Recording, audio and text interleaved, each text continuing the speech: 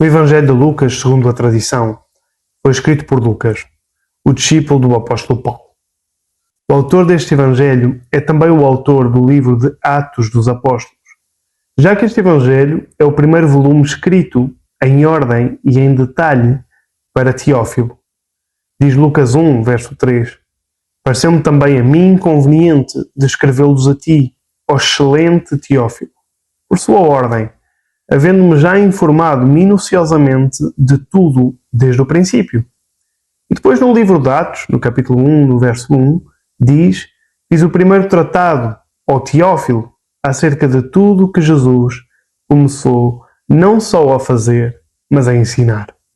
Lucas revela ser um historiador de excelência, já que descreve a ordem dos acontecimentos com detalhes históricos que só encontraremos neste Evangelho, como é o detalhe dos governadores romanos quando resolvem fazer o censo em que José se teve de apresentar com a sua família.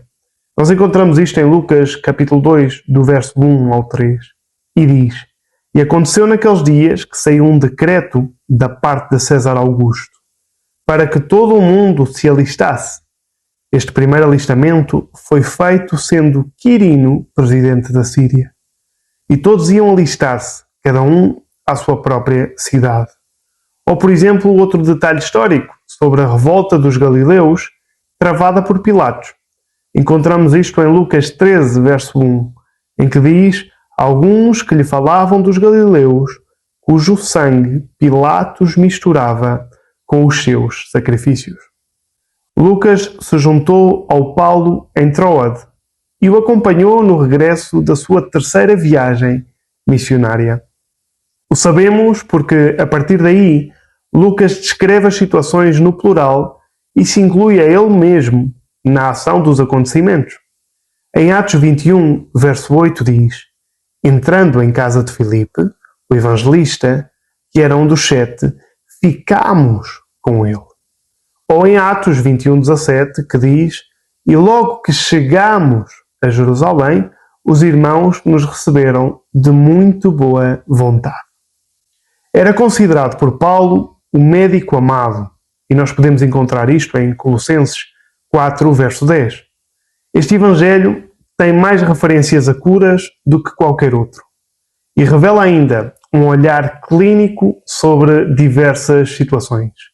Por exemplo, em Lucas 4,38 diz: E a sogra de Simão estava enferma com muita febre. Ou em Lucas 5,12 diz: Eis que um homem cheio de lepra vendo Jesus.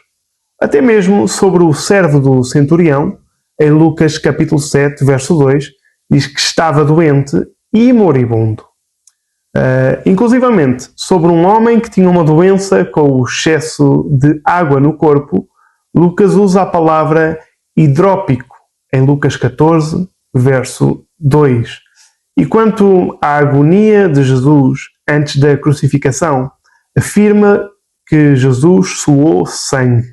Encontramos isto em Lucas 22, 44, que diz: E posto em agonia, orava intensamente, e o seu suor tornou-se como grandes gotas de sangue que corriam até ao chão. Este é um fenómeno comprovado pela ciência da atualidade, que acontece em períodos de stress extremo. Lucas era um gentio, provavelmente grego, esteve 2 anos com o apóstolo Paulo em Roma e era considerado por ele como alguém muito leal, já que diz, em 2 Timóteo 4, verso 11, só Lucas está comigo. No Evangelho de Marcos, que não era um discípulo direto de Jesus, temos a influência do apóstolo Pedro. No Evangelho de Lucas, que também não era um discípulo direto de Cristo, temos a influência do apóstolo Paulo.